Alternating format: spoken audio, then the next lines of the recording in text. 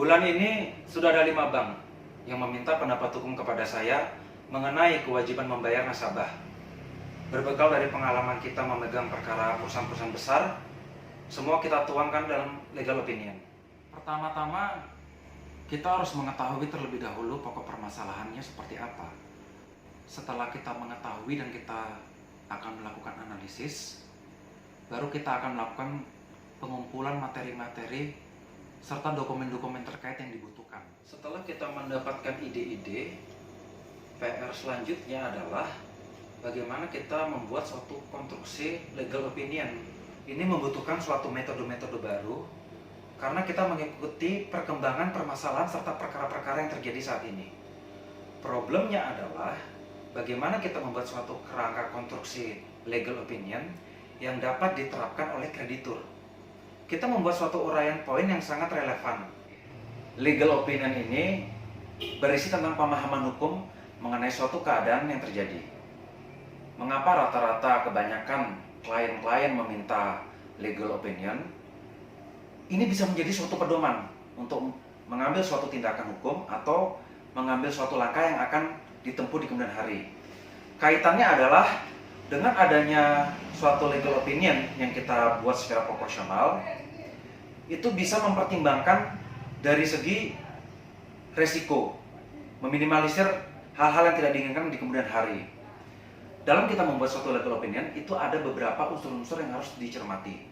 Yang pertama adalah identifikasi masalah. Lalu yang kedua adalah fakta-fakta hukum.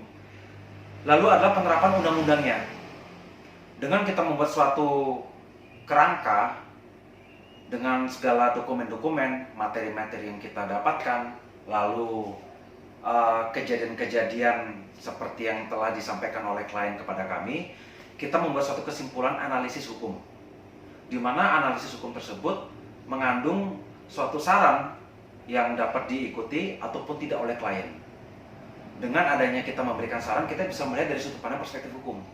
Melalui kacamata hukum, suatu kejadian yang akan diambil atau kejadian yang sudah terjadi, ini resikonya seperti apa di kemudian hari.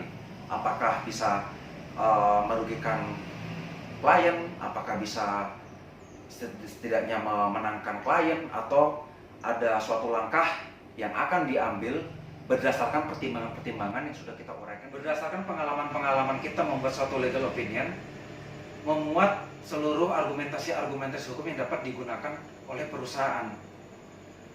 Pertanyaannya adalah, dengan kondisi seperti ini, nasabah tidak bisa melakukan pembayaran, adanya ketelatan, lalu jangka waktu yang ditentukan itu lewat dari yang sudah diperjanjikan, apakah bank dapat serta-merta melakukan suatu eksekusi terhadap jaminan? Jika ingin mengetahui informasi lebih lanjut, dapat menghubungi saya langsung. Dan jika video ini bermanfaat, mohon komen, share, dan subscribe. Terima kasih. Dengan saya Ren Buhono.